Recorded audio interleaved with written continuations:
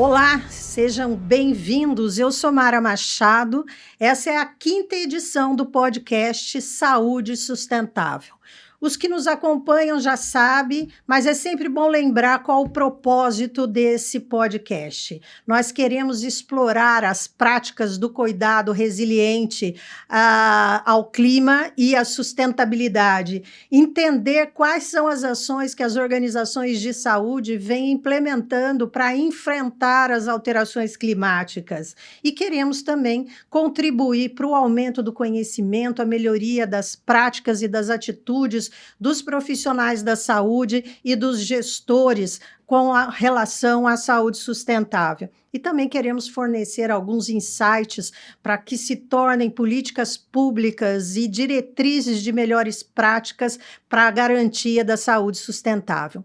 Por isso, esse podcast traz a cada edição pessoas de áreas diferentes do setor da saúde para que a gente possa ter um entendimento de como tudo isso está sendo utilizado, esses conceitos dentro de todas as áreas. E hoje eu tenho o prazer de receber aqui dois líderes influentes do setor da saúde, que é o Daniel Marques Périgo, que ele é farmacêutico, gerente sênior de sustentabilidade do Grupo Fleury. E também o Wilson Skolnick. O Wilson, ele é médico patologista clínico, ex-presidente e atual diretor da Sociedade Brasileira de Patologia Clínica e Medicina Laboratorial e é gerente corporativo de relações institucionais do Grupo Fleury.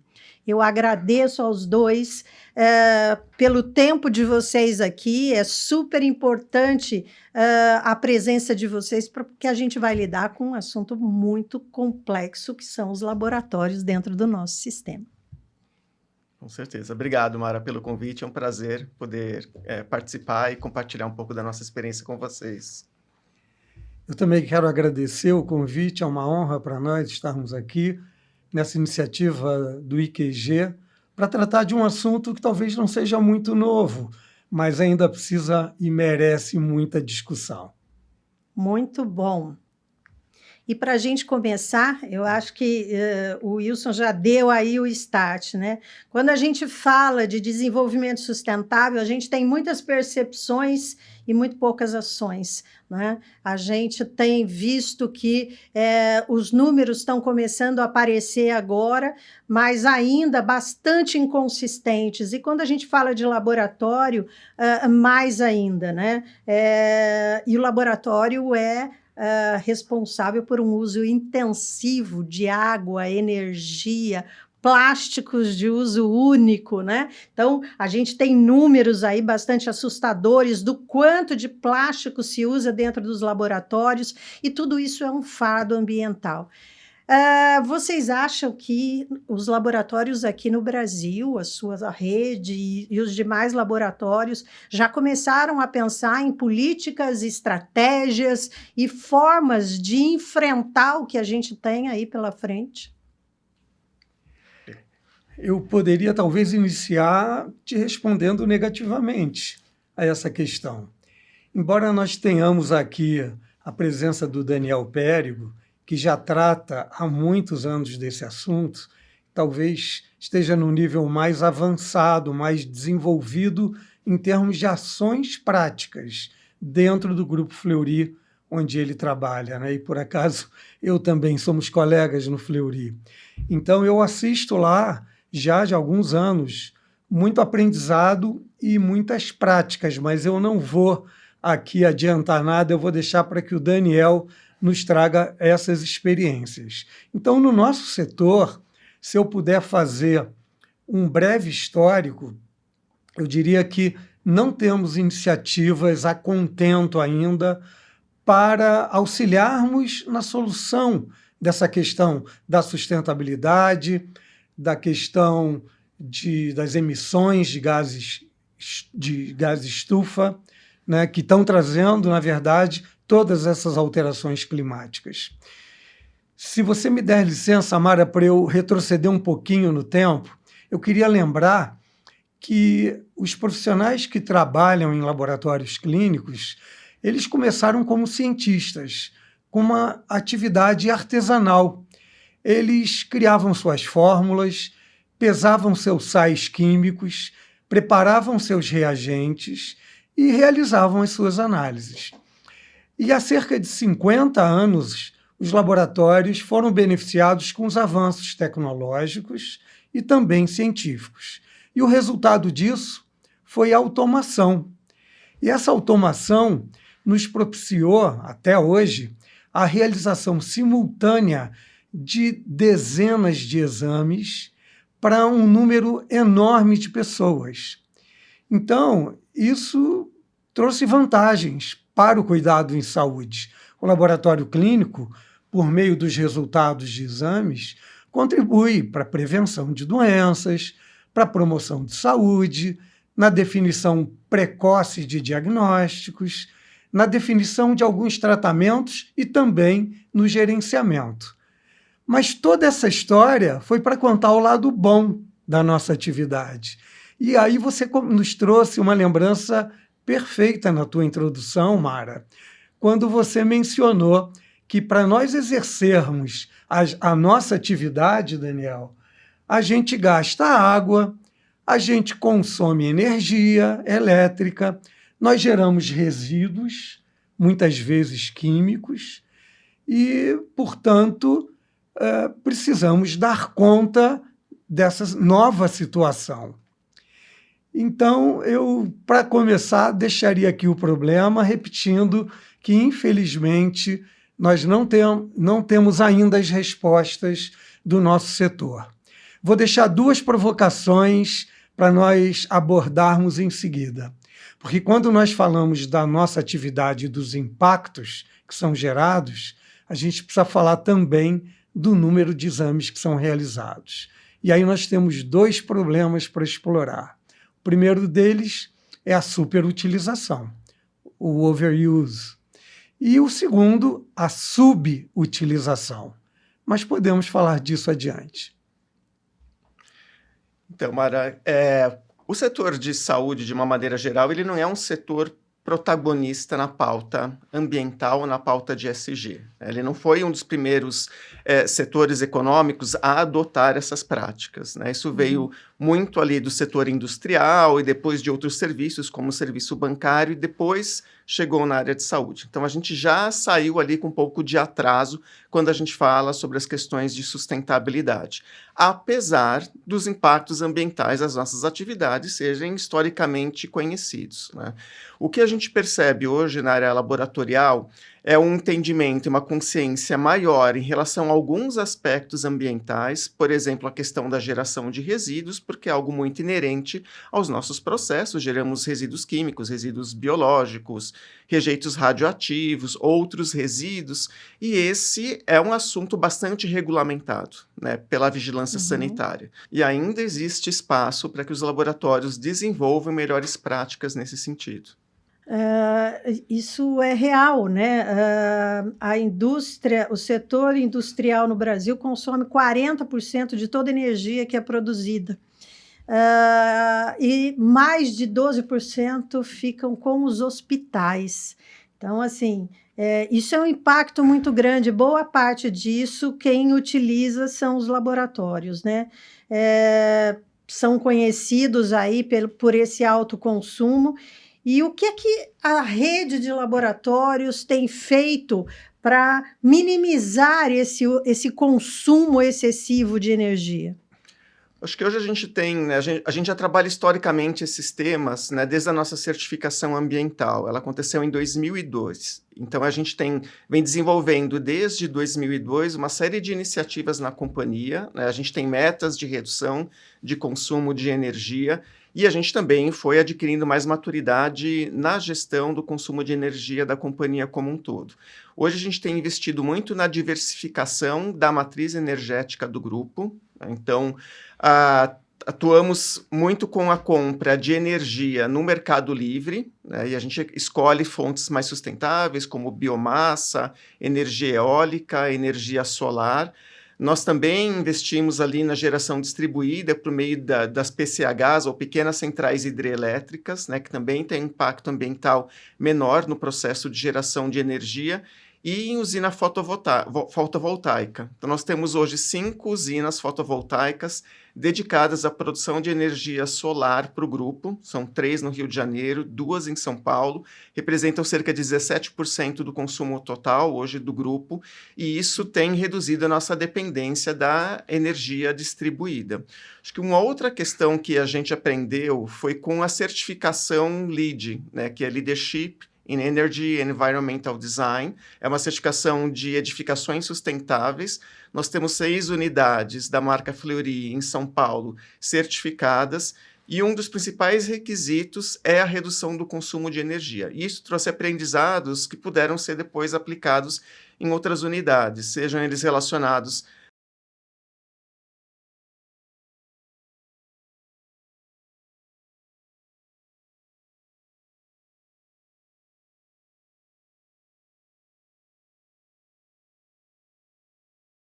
Então, hoje a gente tem, né, dentro do book das nossas unidades, uma série de elementos que nos permitem já iniciar uma unidade, né, levando em consideração ali, ou tomando melhores escolhas com relação ao consumo de energia, né?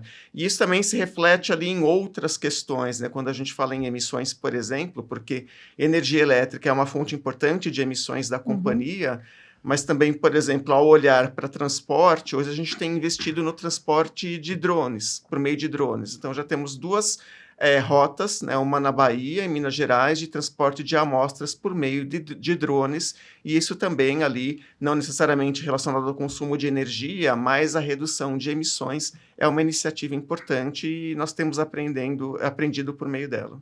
Olha que bárbaro, isso é super interessante e a gente precisa falar mais sobre isso, né? A gente fala sempre de coisas muito ruins aqui no nosso país e o Brasil é o único país no mundo que tem hoje a produção de 90% da sua energia limpa, né? Então, o que a gente precisa agora é educar um pouco mais a indústria e a própria sociedade civil de como utilizar tudo isso. Mara, eu acho que essa experiência e os dados que o Daniel nos trouxe, eles podem ser encarados ainda como iniciativas pioneiras no nosso setor. Como o Daniel falou, já lá se vão 20 anos de investimento que o Fleury está fazendo em questões de sustentabilidade.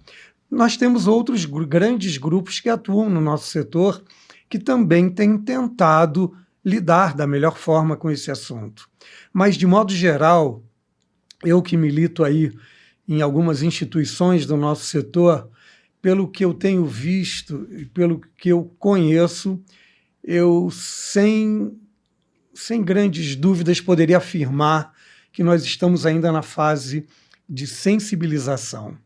Nós precisamos ensinar aos profissionais o que, de fato, a prática laboratorial, cada processo com suas atividades, impacta a sustentabilidade em seus diferentes segmentos.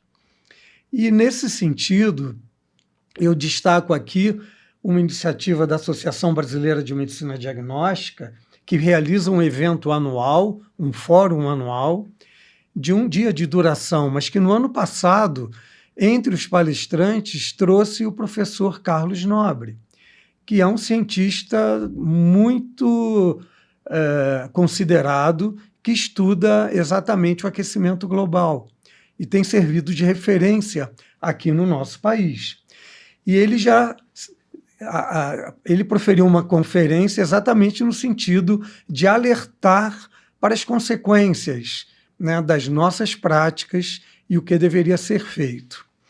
No âmbito da Sociedade Brasileira de Patologia Clínica, que também tem um congresso que traz frequentemente cerca de 5.000 pessoas, esse ano o congresso será realizado no Rio de Janeiro e certamente esse tema será abordado. Em nível internacional, nós temos a Federação Internacional de Química Clínica, que já produziu um book sobre os laboratórios verdes, né, traduzindo livremente, né, que são os Green Labs. Então, já há uma atenção em nível internacional para nos ajudar aqui no Brasil a lidar com esse assunto. Isso é muito importante. A gente sabe que são iniciativas isoladas, mas a gente precisa continuar falando sobre isso, né? As diretrizes do desenvolvimento sustentável, elas já têm mais de 20 anos e todas as ODSs, nós estamos aí trabalhando para 2030, não vamos chegar com certeza, mas essas iniciativas é que começam a chamar a atenção de que é possível fazer, apesar de toda uma condição que nós temos dentro do nosso sistema de saúde, que toda a inovação que você pensa em trazer sobre novas tecnologias, novos métodos, acaba esbarrando em duas questões complexas aqui, que é a questão do faturamento e das regulamentações. Então, sempre que você discute um assunto novo ou quer trazer uma forma diferente, a gente acaba sendo impactado por essas duas questões que criam barreiras significativas para a inovação. Eu vejo que o Brasil hoje está vivendo uma grande crise dentro do sistema, mas a crise não é do sistema, a crise foi pelas barreiras que foram colocadas para que a gente inovasse, né? Eu estou vendo que o seu grupo é um grupo que vem inovando, mas dentro desse cenário, quanto é possível a gente pensar em inovação com essas barreiras o tempo todo, criando dificuldades aí para que a gente volte para o século passado? Eu acho, Mara, que tem uma questão importante sobre inovação, que é desmistificar um pouco o que é inovação, né? Porque quando a gente fala em inovação, muitas vezes a gente pensa nas inovações disruptivas ou semi-disruptivas, né? Aquelas que são ali as eurecas, né, da vida. Isso.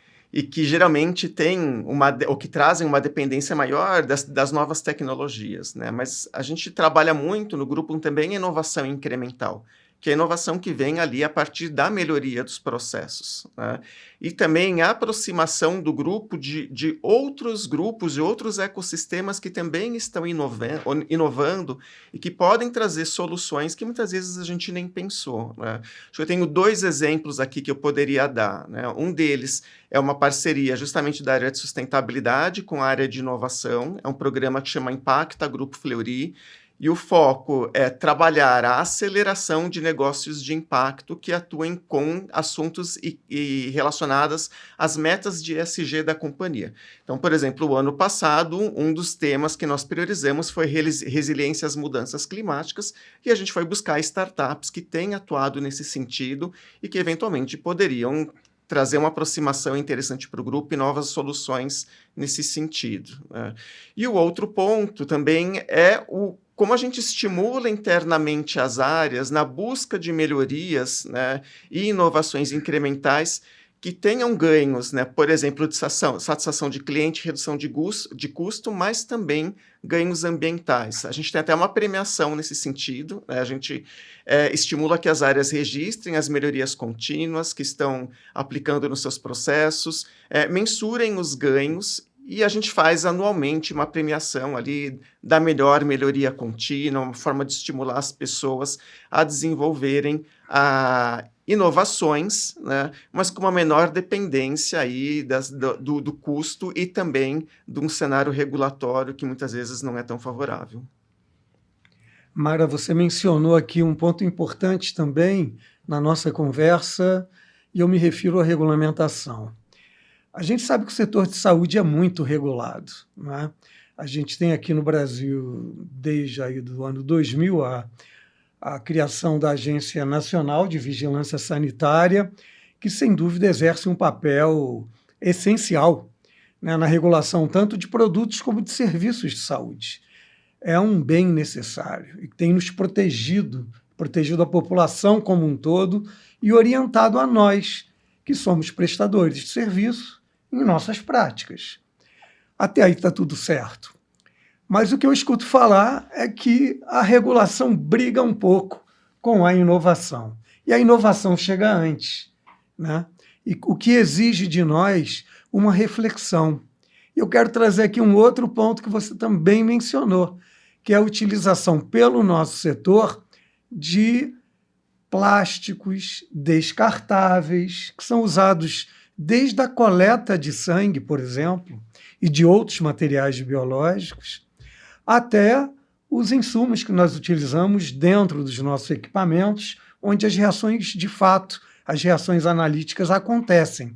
Muitas vezes são dispositivos de plástico, não reutilizáveis. E eu sou filho de um patologista clínico. Eu costumo dizer que eu entrei no laboratório de fraldas, né? Ainda acompanhando meu pai. E eu lembro, quando eu cresci mais um pouco, da época, Mara, quando ele reutilizava as seringas e agulhas. Então, elas eram fervidas, era uma esterilização artesanal, e era esse processo que era utilizado na época. Hoje, seria impensável, né? E a Anvisa, de uma forma compreensível, ela proíbe a reutilização de materiais.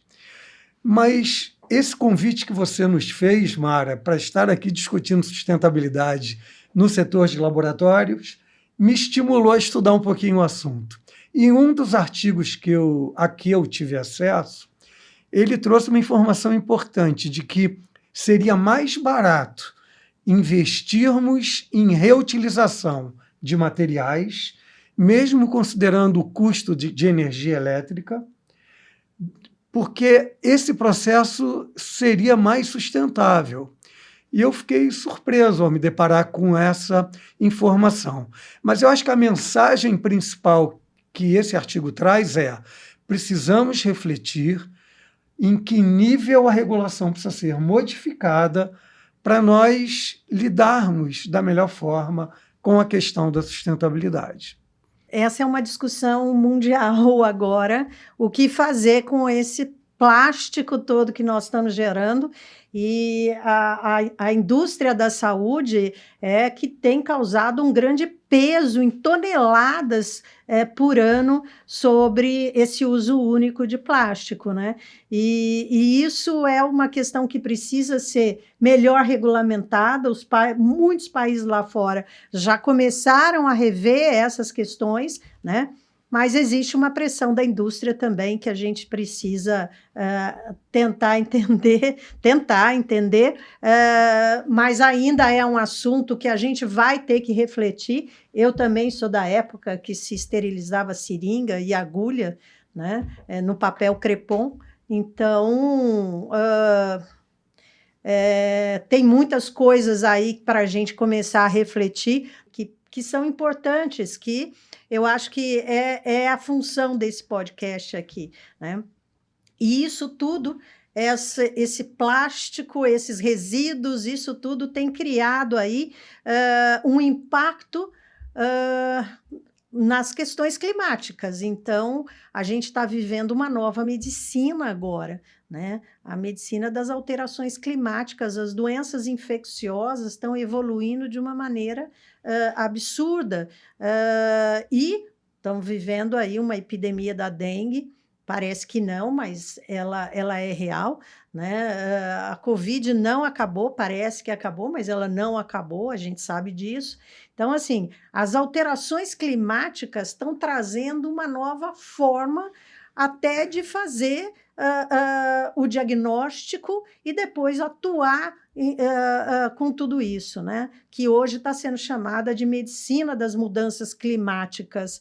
Os laboratórios também vão ter, porque quando a população começou a envelhecer, a gente falava para os laboratórios: vocês vão ter que se adaptar a essa nova população, né? Agora a gente está trabalhando com uma nova realidade dentro desse contexto. Os laboratórios estão pensando nisso porque os exames vão ter também que ter uma nova forma de entendimento, imagino eu. O Wilson talvez explique isso melhor. Olha, nós podemos falar aqui de duas situações. Uma mencionada por você, que é a dengue. A dengue não é uma doença nova, mas eu recebi, por acaso, recentemente um relatório do aumento de resultados de exames positivos para dengue, né, em várias capitais do Brasil. Esse era um fenômeno previsto, esperado de alguma maneira, porque nós sabemos aí que as chuvas, o verão, as inundações favorecem a reprodução do mosquito, que é o transmissor, todos sabemos disso, e nos laboratórios nós, há muitos anos, já dispomos de reagentes específicos para auxiliar no diagnóstico dessa doença, né? Tanto por meio dos impactos, né? Um hemograma nos possibilita uma contagem de plaquetas, nós sabemos que uma complicação da dengue é a hemorragia, né? Como exames sorológicos que nos permitem identificar sorotipos diferentes do vírus. Então, essa é uma doença antiga, mas que nós estamos tendo ainda que lidar por conta das alterações climáticas que estão trazendo um ambiente favorável à reprodução do transmissor. Mas nós temos também muitas doenças novas, e essa é uma preocupação da Organização Mundial da Saúde. Tanto é assim, né, que em 2023, numa assembleia da OMS, por meio de uma resolução que tem um número de 76.5, a OMS, a Organização Mundial da Saúde, se preocupou com o fortalecimento da capacidade diagnóstica. Então, isso está delineado e já há recomendações para os países membros, de modo que eles cuidem desse tema, fortalecimento da capacidade diagnóstica. Uma outra iniciativa da OMS é a publicação, e nós já estamos na 5ª edição, de uma lista de exames essenciais. É um conjunto de exames mínimos que são recomendados pela OMS para que todos os países, sobretudo os em desenvolvimento, ofereçam a sistemas de saúde universais, de modo que a população possa ser bem assistida no seu cuidado em saúde. Então, sim, esse é um assunto que tem muito a ver com os laboratórios, e aqui no Brasil, eu acredito que o nosso Ministério da Saúde também tenha já estruturado seus grupos de trabalho para lidar com esse assunto. Acho que esse é um assunto super importante, Mara, porque realmente ele mexe com o core, né, da prestação de serviço do laboratório, que é a realização de exames, né?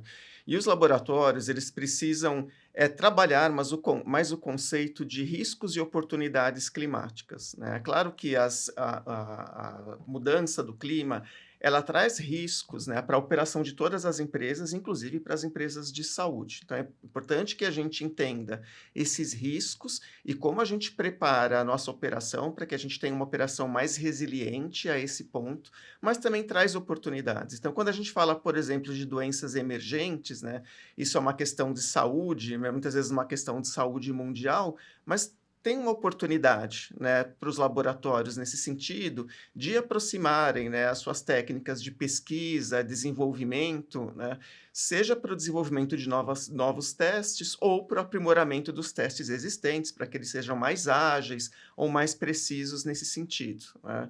E aí, quando a gente entende essa questão de riscos e oportunidades, a gente pode definir os nossos planos de adaptação, que é justamente como a gente vai preparar a nossa operação, né, para atender a essas novas demandas, né? O Wilson falou alguns exemplos, mas é muito interessante que recentemente o governo federal colocou em consulta pública o plano de adaptação a mudanças climáticas para o setor de saúde. Inclusive está lá em consulta pública, quem quiser de alguma maneira contribuir, né, pode ler ali o protocolo sugerido e fazer essas contribuições, mas é uma sinalização, né, do governo entendendo que a área de saúde é uma área muito relacionada a essa temática e que, portanto, precisa também se adaptar nesse sentido. Mara, se você me permite, eu comecei exemplificando o caso da dengue como uma doença conhecida. Mas vamos lembrar da Covid, que nos afetou recentemente, uma doença desconhecida, para a qual nós não tínhamos ferramentas diagnósticas, e os laboratórios tiveram que inicialmente desenvolver os seus próprios reagentes que propiciassem o diagnóstico dessa nova doença. E, como o Daniel falou, como oportunidade, os laboratórios tiveram que alterar os seus processos de atendimento.